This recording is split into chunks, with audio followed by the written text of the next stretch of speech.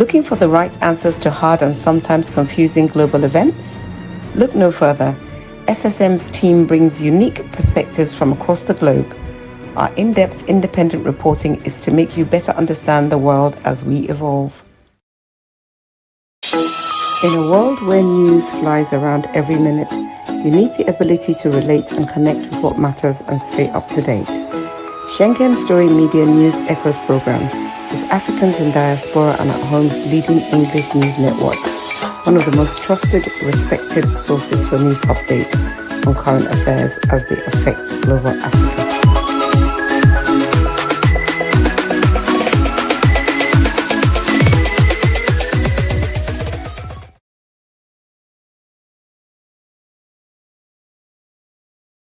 Hello, viewers around the world. Good day to you. My name is Mark Godwin Iweajuwa in the Milan, Italy studio. Today is another day, the 7th day of November 2025, and we are here on our Friday international updates. You are welcome. Joining me from different corners are my coordinators. I don't know if Mazi Obi Okoli, are you there? Are you there with us? Maziobi, can we see your video? Yes, okay. From Toronto, Canada is our man, Sir George Chuku. Sir George Chuku, you are welcome. Are you there, Thank George? you so much. Thank you. Yes, I'm here. I am here. Okay, Mazi is still trying to, Maziobi is trying to get his device running. George, beautiful Friday out here, and we're here to do our thing. We normally will say, looking for the right answers to hard and sometimes confusing global events. Look no further. SS Team brings you a unique perspective from a So, George, we're bringing this unique perspective this morning, and we're doing it. What we do is doing it from the diaspora standpoint. You know, they give their news in Africa. They give Nigeria, but we are doing it from this angle. So you're welcome, George. George, let's start with some Nigerian news. Yesterday, we heard that the Federal Executive Council approved a 43 billion naira for reconstruction of Lagos Ibadan Express Road, and this is a lot considering the fact that the coastal line too is going on, and all of the road. But anyway, the Minister of Works, Dave Umai, disclosed this to reporters that work will begin on the Lagos-Ibadan Express Road for 43 billion naira. George, this is the question. Are we putting too much emphasis on the wrong priority? Is it about roads and road and road? What about other things, George? Well, I mean, the big news for commuters, because Nigerian that particular express road, Lagos Ibadan Express Road, has become a problem, and it actually derails a whole lot of logistics when people want to move goods. And we've seen a lot of accidents take place simply because roads are so bad.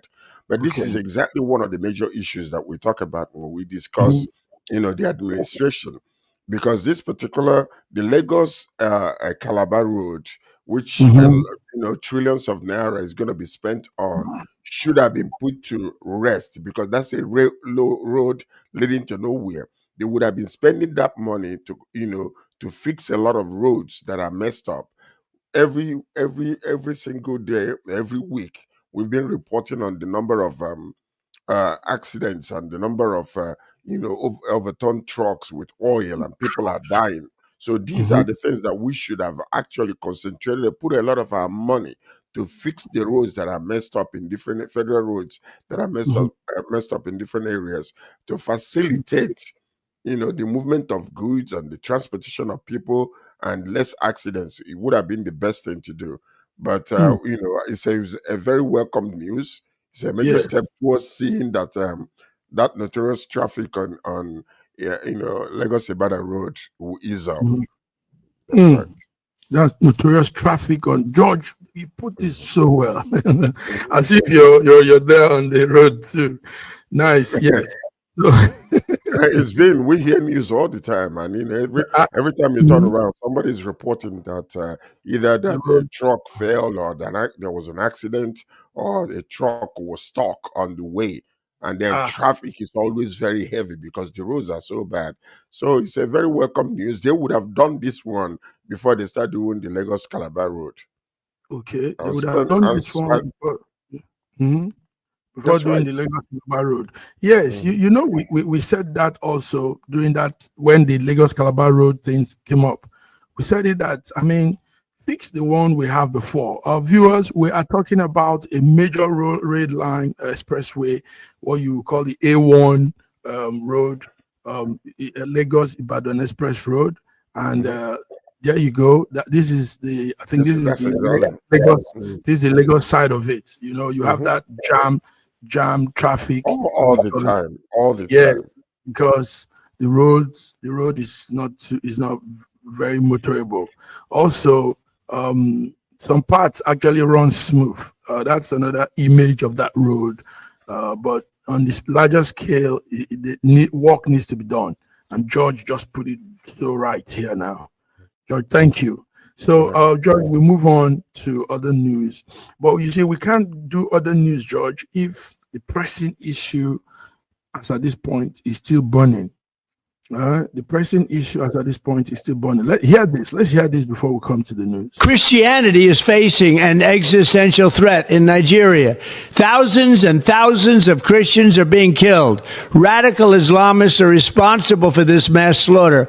I am hereby making Nigeria a country of particular concern. That's a legal definition. When the Christians or any such group is slaughtered, like is happening in Nigeria, 3,100 versus 4,476 worldwide. What horrible numbers. Something has to be done. I am asking Congressman Riley Moore, together with Chairman Tom Cole and the House Appropriations Committee, to immediately look into this matter and to report back to me. And I mean, like, immediately. The United States cannot stand by while such atrocities are happening in Nigeria and numerous other countries. It's not only Nigeria, it's all over. We stand ready, willing, and able to save our great Christian population around the world. This is not going to happen. The killing of Christians is not going to happen. We're going to do things to Nigeria that Nigeria is not going to be happy about and may very well go into that now disgraced country, guns a-blazing, to completely wipe out the Islamic terrorists who are committing these horrible, horrible atrocities. I'm hereby instructing our Department of War to prepare for possible action. If we attack, it will be fast, vicious, and sweet, just like the terrorist thugs attack our charity.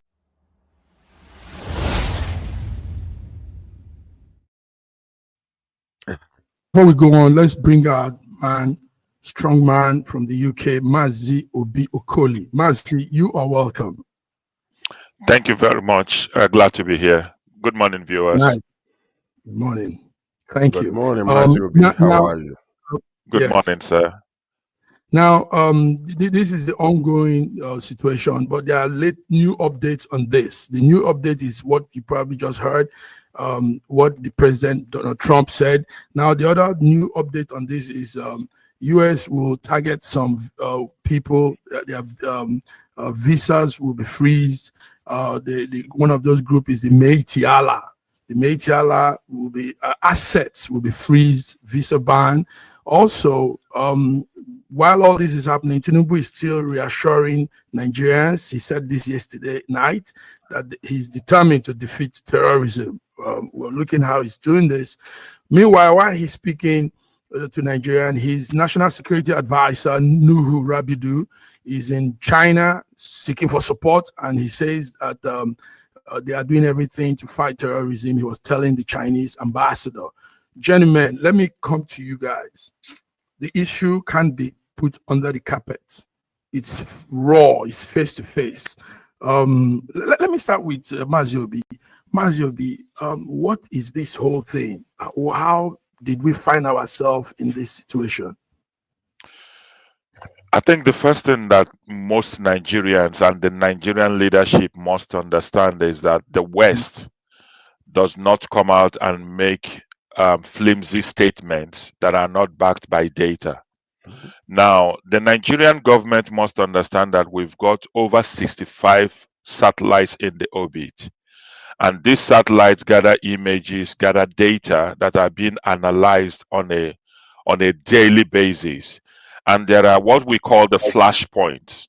The flashpoints are areas where there are sporadic attacks, there are elements of terrorism, spread of violence. Those areas are, when you analyze the data forensically, they appear in red. And then there are flashpoints, as it is being kind of called in higher places.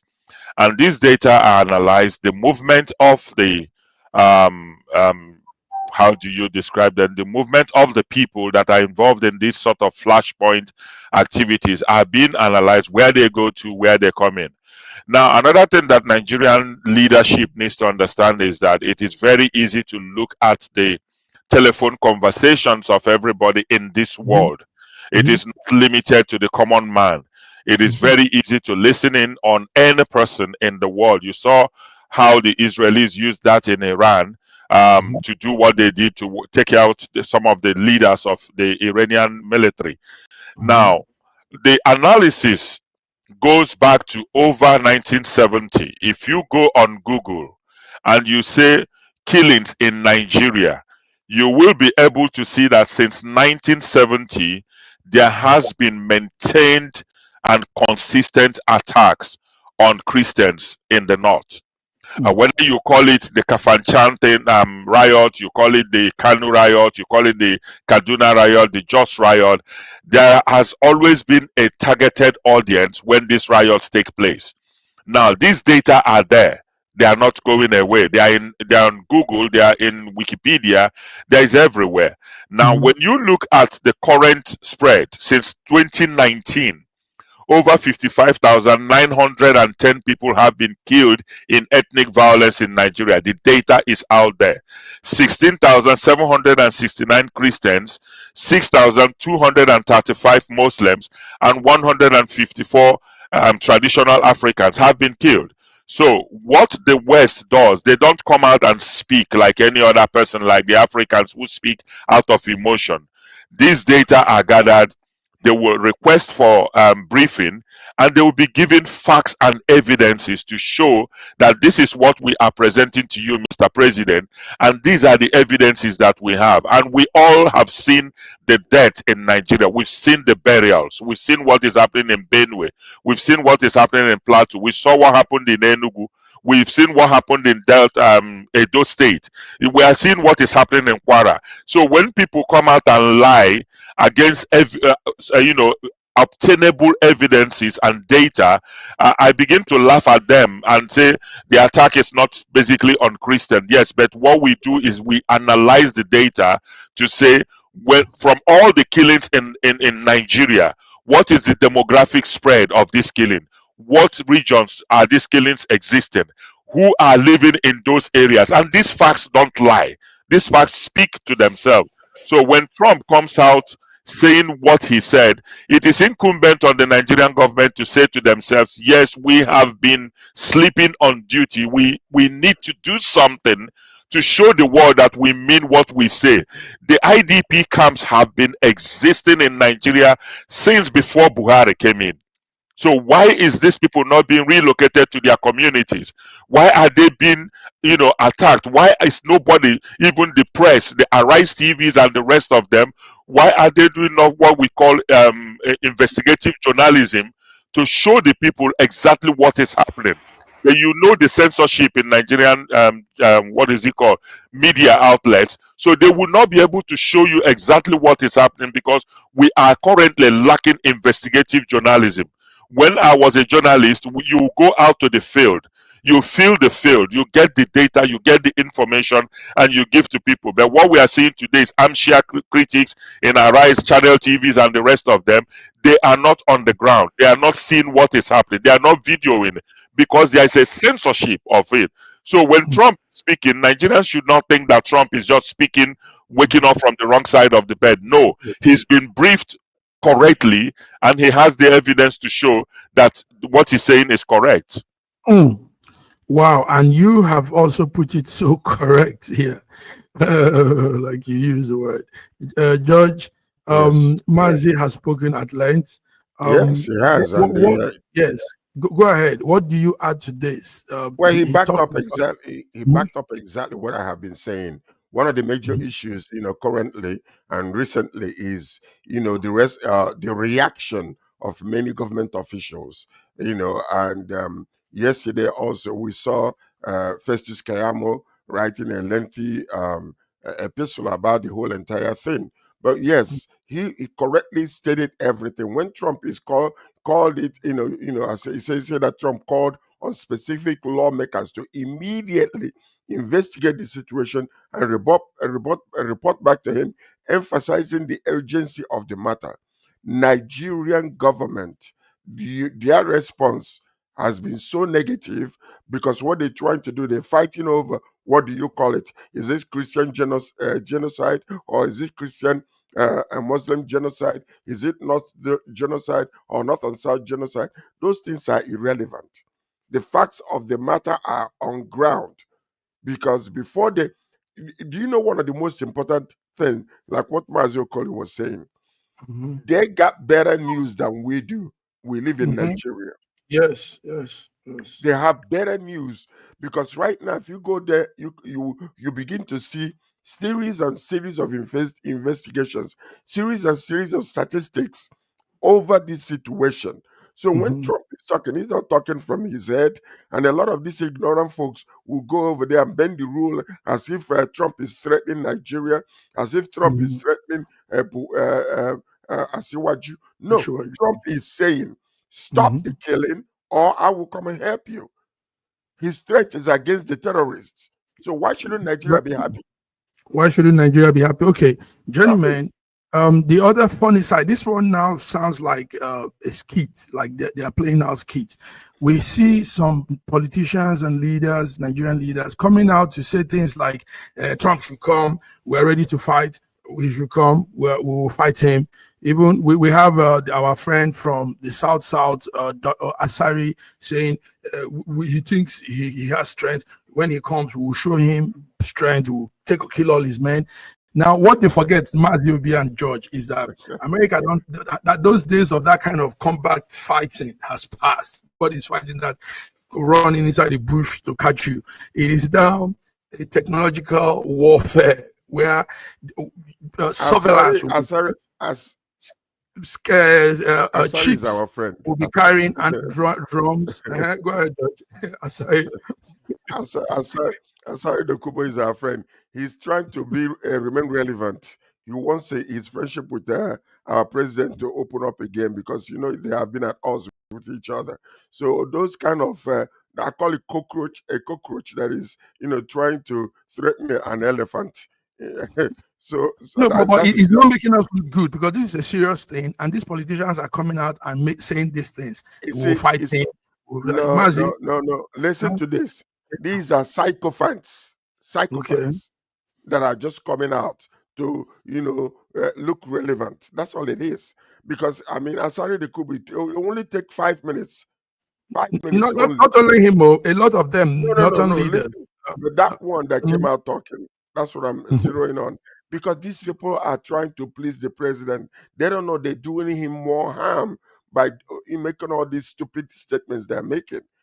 If America decides to come, you wouldn't even know it. The day they will strike, you wouldn't even know it. All you will report later is what has happened, because they know what to do.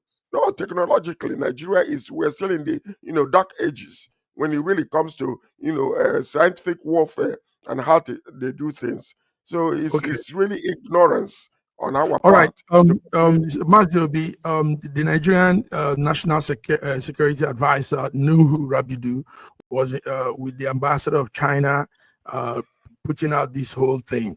Is it that we are now looking for a bigger brother to come defend us? Is it about this? Is it about defense and support from other people? I think it's very it's very laughable, the attempt that Nigeria is making now. Nigeria is not the only country that has terrorists, attacking them. You saw it in the UK, you saw it in 9/11 and all the rest. Now, what every responsible government will do when you are faced with such very significant attacks and serious issue as terrorism, you go into your covert meetings, you have your Cobra meetings, you have your war room meetings, you That's correct. begin to look at the issue from a military perspective, a strategic engagement perspective, and then you draw the line to say these are the actions that we need to take. We need to show the world that we are serious about protecting the life and properties of Nigerians. It is a fundamental human right for the government to protect the lives and properties of her citizens. I do not expect Nigeria, like Rubadu was saying, going to China, you're hitting the politics. And when you hit the politics and you get on the wrong side of the Americans will come in and do what they need to do. And I can guarantee you, China is not ready for a war with America. China will say what they need to say. And what you will see is that we will become like Congo. They will give ammunition to this side, and China will give ammunition to the other side, and then we will be the theater of war. Anybody who is a student of history, I read international law and diplomacy. I specialized in law of armed conflict. Now go down to Ukraine and see for yourself what is happening. They are supplying Ukraine all the ammunition that they need to defend themselves. And how far has Ukraine been able to defend herself? Ukraine, 70% of the nation is destroyed. And I wonder what the president of Ukraine is still doing. So if Nigeria wants to be a litmus test for some sophisticated weapon test, they can go ahead and do that. Why bring in China? If you want to go and buy ammunition from China to deal with this, the issue is that, are there terrorists in Nigeria? Yes. Yes. Been carrying out attacks on killing innocent Nigerians, whether you call them Christian, Muslim or no. Yes. How do we deal with these terrorists? You have assimilated them into the Nigerian military. So what you are doing is you call them repentant terrorists. You assimilated them into the Nigerian military. What you've done is you've given them ammunition to now do their activities, and remember, they still have their brothers in the camp who are carrying out these deadly attacks. That's why when Benue State was saying that the military was some minutes, miles away, when the attack was taking place, they called on the military, they did not respond. We all saw the video. So how do you expect a repentant terrorist to attack his own brother in the other side of the aisle? You cannot send a Fulani to go and attack another Fulani person. What they will do is to give them signal and tell them to move. So Bola Ahmed Tinubu needs to call in the chief of staff and say to them, I am giving you a marching order that within the next 6 months, get your job done, or you guys will lose your job. That is what the commander-in-chief of armed forces should do. But when you run to China, you're now creating a major conflict with the United States of America. And what will happen? America will come, like Trump said, gun blazing, and China will only comment on the United Nations Security Council, and they will speak on CNN, and that will be the end of it. If China comes in to bring in their military forces, which they will not do, they've not done that anywhere in the world. Nigeria will not be the first instance. China has no strategic importance to Nigeria. China is really not taking anything significant that they cannot get any other place from Nigeria. So why would they want to put their boots on the ground? If they put their boots on the ground, we become a theater of war. So do we want Nigeria to be a theater of war, or to decisively deal with these elements that we have that are causing problems for us and killing our citizens? Strong talk. Okay. George, not only China, we also had, remember, during the week on Monday, we had the Foreign Affairs Minister speaking in Germany. That's Tuga. Tuga was speaking in Germany. He even came with the Nigerian Constitution to tell the Germans that in the Constitution is a place where you have to protect the various religious bodies. So nothing is happening to any one of them.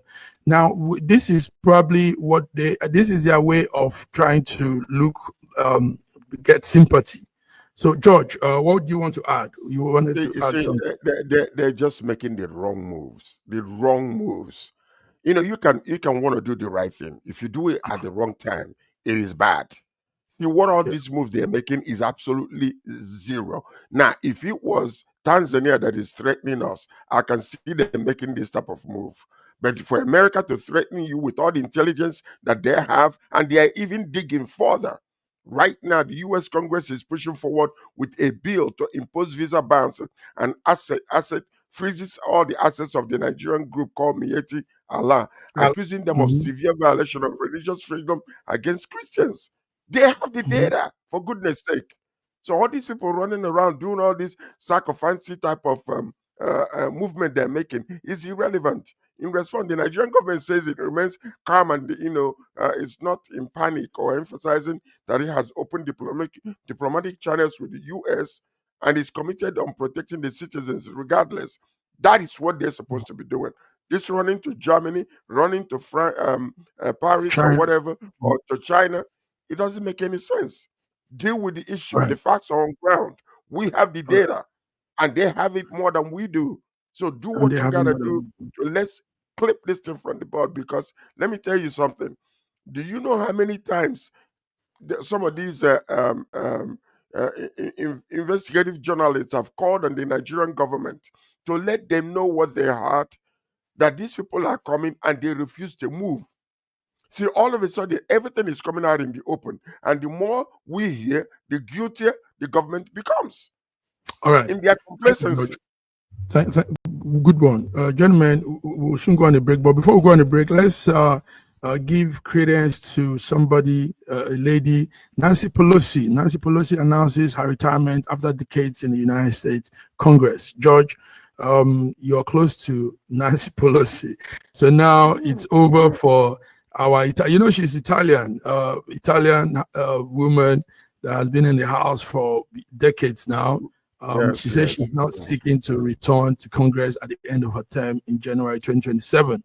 So she's going out and, but let's say that she has done her thing. Nancy Pelosi, she made some mark for the women, for the female gender in politics. George, what do you say? When Nancy Pelosi is retired after nearly 40 years in Congress. Yes, 40 years. That's remarkable. That's really remarkable. Closing a historic career as the first and the only woman to serve as a speaker in the American Congress. See, he was a Speaker of the House of Representatives, and she's an iron lady. She's not a pushover. Her legacy includes major legislative wins, from passing of the Affordable Care Act to championing LGBTQ rights and financial reform on key parts of President Biden's agenda. Her departure sets up a competitive race for her San Francisco seat. As Democrats leaders, they are figuring out how to be able to make sure that another Democrat takes over that particular influential seat there. So it's she's done well. There's been a whole lot of nonsense happen with her husband, being somebody coming into their house and wanting to kill them. So these are the things that she's achieved, and she's done well. So let her go and retire and rest. Let her go and retire and rest. Interestingly, she's from my end here. She's from a small town called, her father is from a small town here called, we call it, you guys call it Venice. We call it Venezia. Venice is, the merchant. You remember one of those books? Venice. Yeah. Beautiful town. It centers on, it's a harbor where you. No, you guys took me there when I came to Canada. You remember you took me to Venice? Yes, Majobi. So, has she been able to do some moves for the female gender in America, because America doesn't have much women in politics? Nancy has done very well for herself. Like George rightly said, she's moved a lot of motions, sponsored over 300 bills in the House, and she's been fantastic. She's been outspoken. She's been a very strong woman. At a time, I think people liken her to the Iron Lady of UK, Margaret Thatcher, Thatcher. And people were really expecting that she would have a run for the presidency, but she's a fantastic career run. She was tough when she needed to be tough, and she compromised when she needed to compromise. And that is the hallmark of the beauty of the American politics. When she was speaker, she did very well. She stood her ground when she didn't believe something was right. So as she bows out, we can only say, nice retirement for her. I don't think she has any regret being in politics. She's done well for herself and for our nation. Yes. Nice. Thank you very much, gentlemen. Good one there. So, Nancy Pelosi, wish you the best as you go into the other phase of your life. And thanking you for all you've done for the American people. Before we go on the small break, let's talk about the shutdown. George, this current American shutdown has become the longest in history, and it doesn't look like it's going to stop. Will it continue? Well, I think from what I'm hearing as of last night, there's a little bit of a good news there. The government is open now. A last minute deal just pushed through. What I'm hearing some noise. Is that from my side? Yes. I think it's from. Okay, maybe it's Godwin. Yes, Okay. Godwin is here. Godwin has joined us from Russia. Yeah, Godwin, so you're anyway, welcome. Dr. Godwin. welcome, Dr. Godwin. So, lawmakers have actually bought themselves more time, creating 2 new deadlines in November to work out the full budget details. So the political gridlock isn't over yet. So we could see, we could be right back in this shutdown scale right before the holidays. So, but right now they have a little breather, to negotiate, during this November time. So that's where we are right now when it comes to that. Yes, let's have Godwin come in. Then we take a short break. We're coming to talk about the climate event going on. Godwin, Dr. Godwin, you're welcome to Friday International Update. Your volume is very low, but we know you fixed that before we come back. So your am I audible? A little bit. Voice is a little. And it's echoing too when you're talking. Yes. Yeah. It's okay. It's echoing. Yeah. All right. But let's go while he fixes that. And Maziobi, you guys hold tight. Don't touch the dial. We just 2-3 minutes break. We'll be back. Thank you.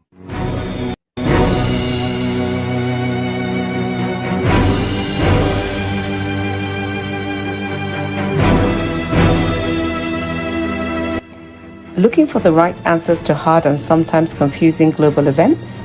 Look no further. SSM's team brings unique perspectives from across the globe. Our in-depth independent reporting is to make you better understand the world as we evolve.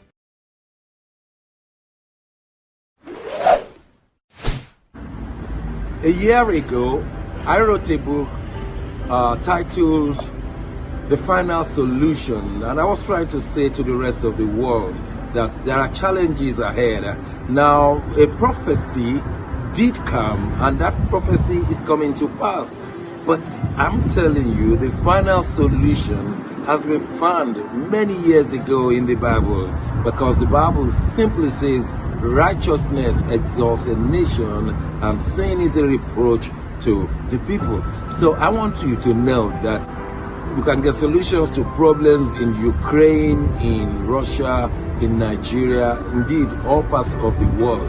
We need that solution, and the solution is straightforward. Please get a copy of my book. It's the Final Solution by Bishop Schengen Johnson, and you can find it in Kindle, in Amazon. Just type Bishop Schengen Johnson, The Final Solution. It will come. It's very, very small book you can read within 2 hours, but it contains the final solution. Do get a copy. Not getting it is doing disservice to humanity. Don't forget the final solution.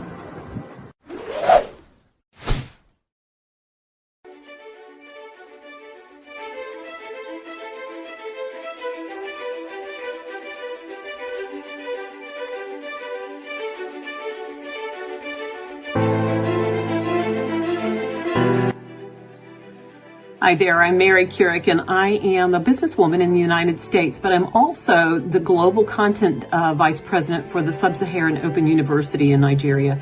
I could not be prouder to work with Dr. Osita Anamika and his team on helping to create not just entrepreneurs and skill-based talent that will get out into the workforce and make a living for themselves, but also young leaders. And to that end, with this integrity-rich university environment that's accredited now, and it's just an amazing opportunity for anyone there of any age to jump on board and learn, we want to let you know about a new offering that we have. We have a global governance and diplomacy course now provided by a whole team of people that crosses several countries to put together these resources and lots of great information for those of you who might be on the path toward public service and diplomatic service, NGO leadership, that sort of thing. We hope that you will walk through this open door and enjoy.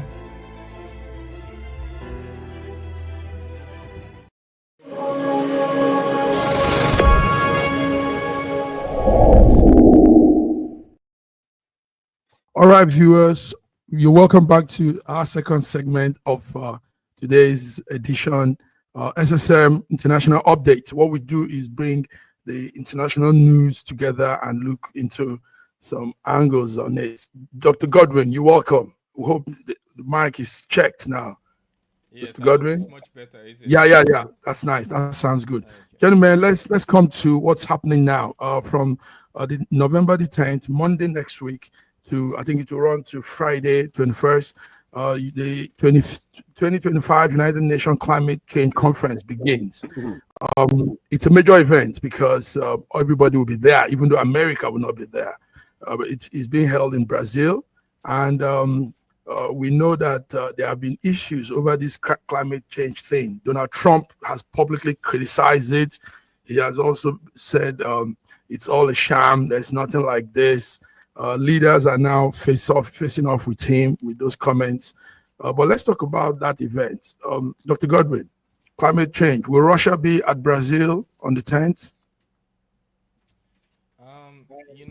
This climate change is true. The scientific community is clear that there's a climate change, but it's not about the climate change.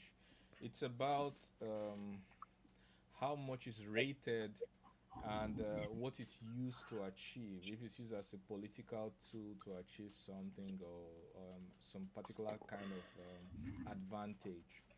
For resource-rich nations who produce and supply crude oil, they will be less inclined to be pushing towards renewables, except they have a huge stake in renewable energy like China does in the electric car industry and the battery, where they control, I think, close to 80% of the market in terms of the solar panels and other things like that. So it's clear that there's a climate change, but how fast it is still up for debate. How quickly we should react to is up for debate, and especially amongst countries with diverging interests. Russia generally works towards with the climate change groups, and Russia is also moving towards renewable energy. They allow electric cars and trying to assemble them, but at the same time, factually, there is no energy density that can replace fossil fuel, apart from nuclear energy, which has its risks. Also, there's a geopolitical aspect.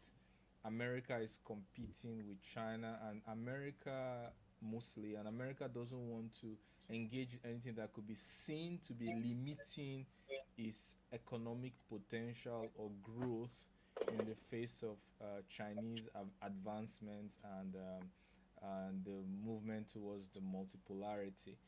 So it's a political issue as much as it's a scientific issue, and a lot of policies of different countries will be shaped based on their national interest. Nice, thank you. Good insights. Maziobi, UK Prime Minister acknowledged the whole thing, and he will also be there in Brazil. But are you guys channeling your efforts towards this whole plan? You know, what is the UK doing, and how do you see this climate change? I think if you look at the UK does not produce a significant amount of greenhouse effects. The climate within the UK, there are new regulations. If you take London, for instance, they are trying as much as possible to minimize carbon emission into the air and all that. So the UK is very serious when it comes to even up to the minutest thing like waste management. In the UK, you can see great effort is being made to manage even household waste because of the effect on the global environment. So I'm not surprised that the UK is there. We're a service oriented nation. We don't produce too much, we don't have too many factories here polluting the air. So uh, definitely UK is keen to make sure that we have a clean environment, clean air to breathe in. And we are happy that the Prime Minister of Great Britain, has indicated his interest to participate and is participating in the global, conference. Dr. Ibe has, very well put, summarized everything that we need to talk about the climate change. Climate change is real, it's happening. But again, like Dr. Ibe said, there's a political angle to it, and every country that is trying to increase their manufacturing sector will tell you that climate change is not their concern as it is. But do we need to do something about climate change? Yes, we've seen the encroachment of the Sahara. We are seeing the effects. 2021 to 2025 has been noted as the hottest years over the past years. And 2025 was, we saw significant fires and everything. And these are all part of the global change. The ice in the Antarctic is melting. So we need to look at it. But like Dr. Ibe said, there's a political angle to it, and there's an economic angle, and there's a social angle to it. So it's just to find the balance where we as people that inhabit this earth needs to start doing something to curb, global carbon emission and, save our planet. Save our planet. George, is Canada saving the planet? Please, before George Uh-huh. comes in, can I add Okay. something quickly before I honestly but it skipped my mind. There's another angle I didn't talk about, the hypocrisy of the climate change people. In the sense that one of the major contributors to climate change or carbon emissions is wars and sponsorship of wars around the world. Where you pick a geopolitical enemy and you're so focused on containment of that geopolitical enemy, you start a nuclear arms race. We know some people are starting nuclear testing very soon, and when we say nuclear testing, we mean nuclear testing. It means that the thing that you and me have in common, no matter where you live in this world, this Mother Earth, is going to feel the effect of the nuclear testing. The hypocrisy of climate change is also another thing, because from one angle, people see that everyone is really investing in wars and especially the neocons and the military industrial complex is increasing every day. So people are skeptical about how serious even those nations are taking it. If you want real to reduce global, not only emission of cars, you reduce all conflicts in the world, and you have gone a long way in reducing carbon emission. You've gone a long way in reducing carbon emission. You broke that one down again. Georgie, Yes. yes, go ahead. Well, Go ahead. we're here. We're here as they're gathering in Brazil. I mean, our prime minister is going to be there, Marconi, and because Canada is very interested in that, the narrative, I mean, most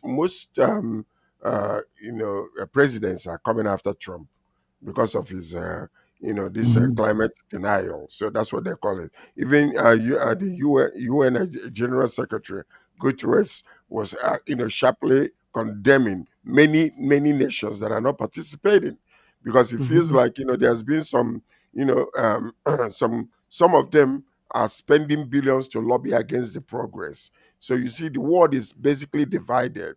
So the absence of these leaders, from the world is was top polluting nations, especially U.S. was heavily noted with Colombia president who was saying that Trump was against humanity.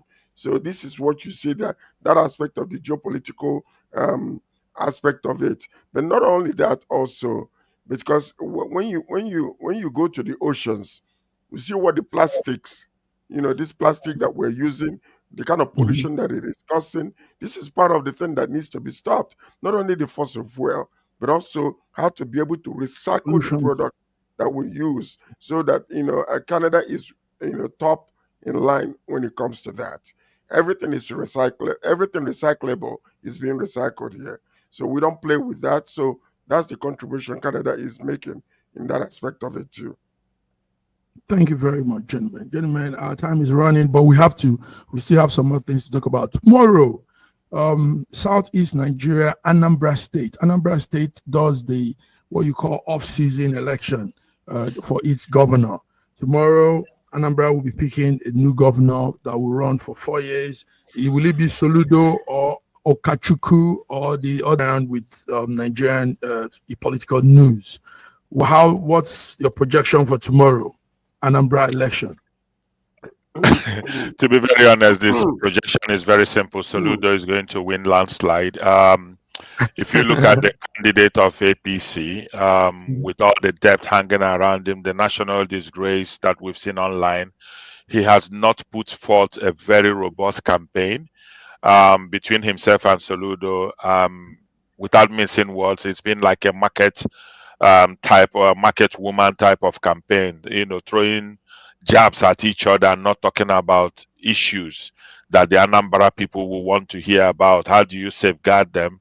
How do you grow their economy? How do you, automate the IDR of Anambra State? How do you give accessible roads, accessible medical facilities? Those are the issues that I expected to have seen in the Anambra election. But unfortunately, the candidates from all the other parties have not shown significant power and oratory. How do I put it? They've not shown significant power and interest in running a very robust campaign. So, and again, there's an unwritten agreement, I would say, about ABGA and the legacy of Ikemba Odumegwu Ojukwu. You saw Bianca everywhere campaigning.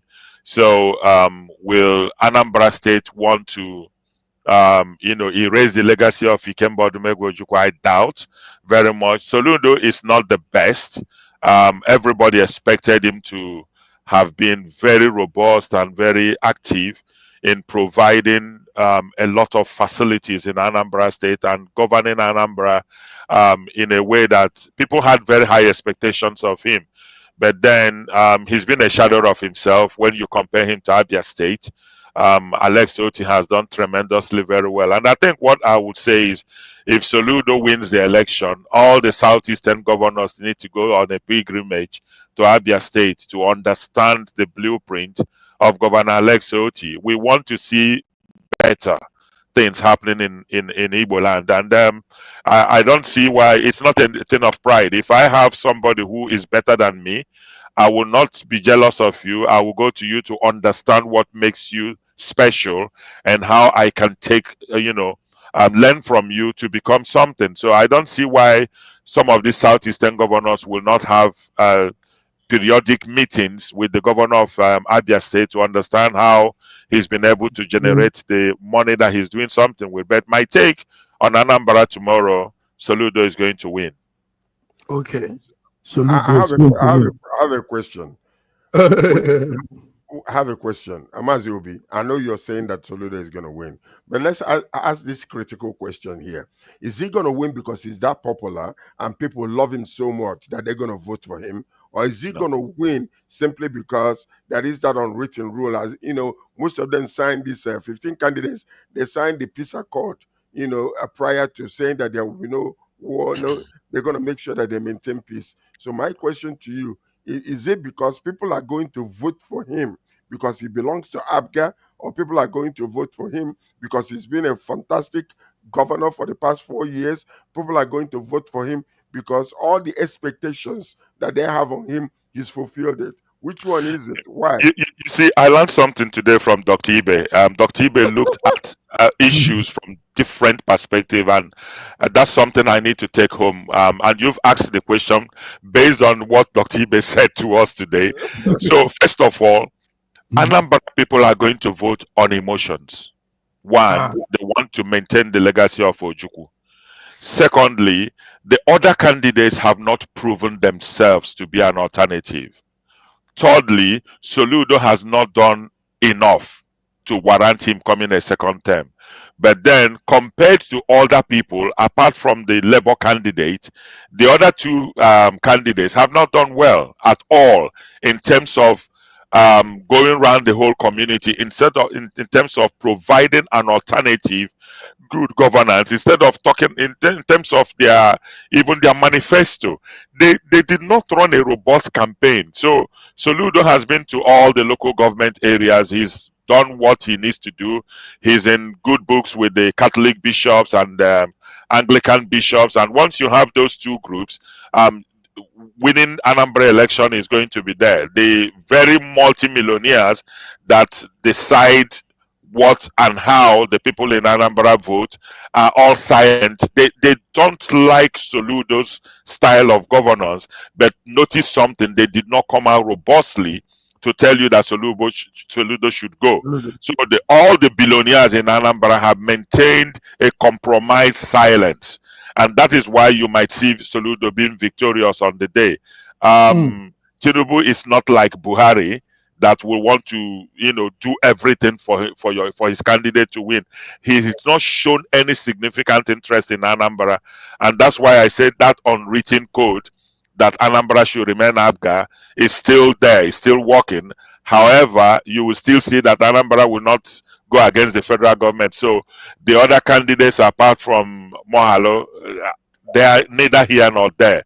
There was no robust campaign from them at all. I don't even know why they came out to run for governorship. We did not see anything happen like in other states of the federation where we saw serious campaign going on, vehicles crisscrossing across the whole of the state, people campaigning in the rural areas, people talking about issues where you saw them, throwing jabs. Anambra election, nobody is taking it very seriously. So it's like a rubber stamp for Soludo tomorrow, honestly. Rubber stamp for Soludo. Now, Godwin, I don't know if you're following the Anambra thing. There was this beautiful lady that came out to run under the, I think that's Sowere's party. Yes. And somehow she got people's head, wow, there was that siren off. But what I'm trying to say here is it time also women begin to make efforts? It's not just a male thing. It should be both gender. The two creatures are on earth, woman, man.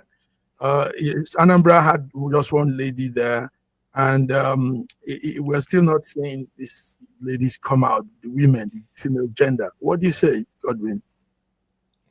First of all, I would like to say I've really learned a lot from your insights, especially from Mazio B, from the Anambra political party landscape, and grateful for that. I would like to add just my little sense on that.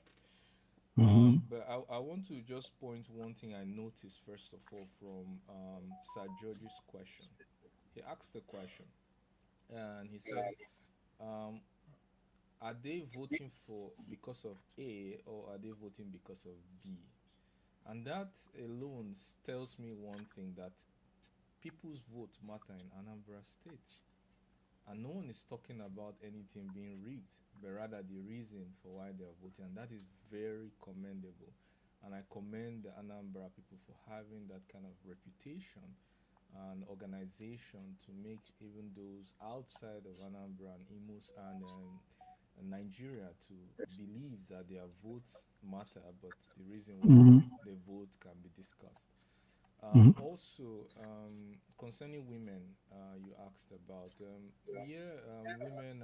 There are a lot of capable women who can be there. But the thing is, we've seen with the DEI is movement, which we see also in the United States, diversity, equity, inclusion. Thing is that it always usually compromises on competence.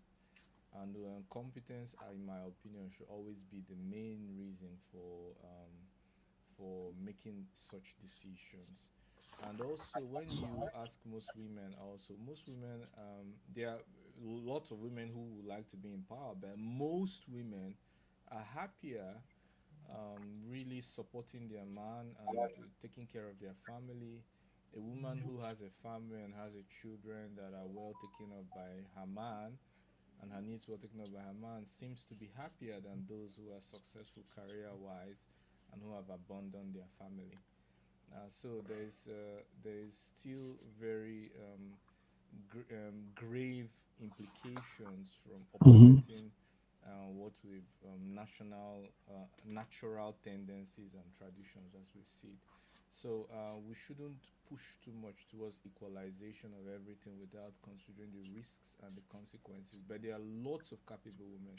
But even the women, when you tell them, for example, you look into the workforce of today, they tend to choose office jobs, white collar jobs. They don't go into menial labor, mechanical engineering.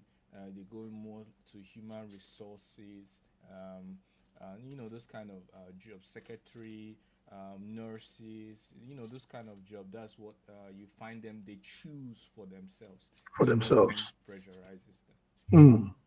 Georgie, Yes. you lived in Anambra State. Tomorrow is the election. What do you see happen? What's your take on? Well, there is an unwritten rule about the power of incumbency. So, Mhm. so the reason why I asked the question is because we know that there is that power of incumbency when you are sitting there. So you have to make a decision whether you will allow somebody else to come and take your seat, or whether you're going to sit and don't get up so that nobody else will come and sit. So See. it's a riddle. So But you there's understand. incumbency fatigue syndrome. When the people's vote matter, Mhm. incumbency fatigue syndrome is more important. So Uh, it doesn't seem to be playing here. It means he's racked up a lot of good credit that can make up for any lapses which he's currently doing now. If he doesn't have enough good credits from maybe his Credit. previous works as governor, central bank, and all of that, probably the incumbency fatigue syndrome would have prevailed so much more so that the people whose votes matter in Anambra State would have been able to upstage the balance. Yeah, yeah. And another thing also is most of these other candidates are what you call social media candidates. They have not done their due diligence when it comes to having the ground to run, to go to the people, like what um, um, Maziobi. our brother Maziobi. Maziobi was just saying. So most of them are social media. They do interviews in social media. They post on Facebook and all over the place, and they're you see them there. But when it comes to that, going from one area to another to talk to Grassroots people, even mobilization. grass- Grassroots grassroots mobilization. mobilization. We saw that the governor got into trouble because of what some statements that he made about go and vote and then you will be rewarded. Those little things there is what is putting him on the map. And as bad as it might be, it's still publicity. So he got a free press all over the world for that comment that he made. So when you Okay. compare that, the names of other candidates are not very well known. When you really compare, even what that thing did alone for him is incredible. So not all bad news is bad news when it comes to politics. All right, gentlemen, listen, our time is up. We wish we could be going further, but we want to keep it on this 1 hour stream. But you guys have done so well. Beautiful insight here. Wonderful opinion. Maziobi, what's the last word for the day before we go? My last word for the day is about the Nigerian issue. where I just pray nobody puts a foreign military base in our territory, in Igbo land. We would fight it with everything in us. If anybody wants to put a foreign military base, please, they should take it to where there is conflict. Igbo land is safe. We don't want a military base in our country. Any negotiations, because there has been rumor something is about to be established in Port Harcourt, I just believe is a rumor. We do not want any foreign military base in our territory. We don't want to have significant number of children without fathers that will disappear and go back to America. So they should find somewhere else and put their foreign military base. Having said that, I think seriously, we as Nigerians need to begin to look, deeply at the security concerns of our citizens, and we should all work together to make sure that every Nigerian is safe wherever he is, and not just about the Christians or Muslims or anybody being killed. We should equally actively look at the governor of Lagos State and the devastation that he's causing to the lives of people that reside in Lagos. That's something else that has killed a lot of people from high blood pressure. Some have committed suicide. The way he's demolishing virtually everything while people are sleeping. Somebody needs to call the governor of Lagos State to order. Thank you very much, viewers. Godwin. Yes. Well, my last word is I would like to thank the President of America and others who have shown interest in the security situation in Nigeria. But I also like to encourage them to move beyond words and the pretense of interest, if it is, if or it isn't, and move towards more stringent policies that will show real desire to solve the situation. For example, all stolen funds from Nigeria are stored in the West. Some of the funds that have been looted are still taking donkey years to return. I think if they start with those, it will speak much more volumes than any social media truth social post. Thank you so much. Thank you very much, Dr. Godwin. Yes, big man George, go ahead. Yeah, yes. My last words will be the Nigerian government. Take this situation seriously. What is happening in the Middle Belt? Take it seriously. Trump is not threatening the government. He's not threatening Nigeria. He's threatening to take action against the terrorists that have just killed thousands upon thousands of people. Take it seriously. And if you need help, ask him for help to destroy this nonsense, this cancer that has been destroying us, and make plans to return the people from their ID camps to their own ancestral homes. Help them to rebuild. This is the food basket of Nigeria. So let's stop all this nonsense we are doing, giving excuses, motion with no progress. I just hope that Nigerian government will take this thing, because part of the reason why many presidents are not able to do this is because of the fear of what the Ofulani oligarchy is going to do. They are just planning and destroying everything that is supposed to make Nigeria stable. So let's take it seriously. I'm praying for the president. I'm praying for his family. I'm praying for all the governors and all the leaders in Nigeria, that they will look in the same direction together to take us to that promised land. And I pray for the country that I'm in also, that we will have peace in that country. Thank you, Mazi Obi, for what you are saying about the Lagos situation. That's another issue that needs to be touched if care is not taken soon. That what is happening now in the Middle Belt, if they are not careful, Igbos in Lagos and in other areas that are being maligned needs to go to Trump and cry out for what is happening there, because it is something that we have seen. They're doing it, underhandedly, and they're destroying our businesses. And like you said, thousands, a lot of people are dying, crying out because of what is going on. Put a human face to what you are doing and walk in love. All of us is one Nigeria. It's not divided. Thank you. Wow. Gentlemen, Beautiful. I mean, I wish we could be having this same frame every day, every time we come. Thank you, Mazio B. Mazio B, your words, we will try and make those last statements go viral. George, awesome. And Godwin, God bless you guys. Viewers, this is it. We've come to our thing, 7th November 2025. We've done it from, like we say, the African in diaspora standpoint, giving our little views on news. So till we come again on Monday, between the line, have a beautiful weekend, everybody, and God bless you. Bye-bye. Thank you so much. God bless you.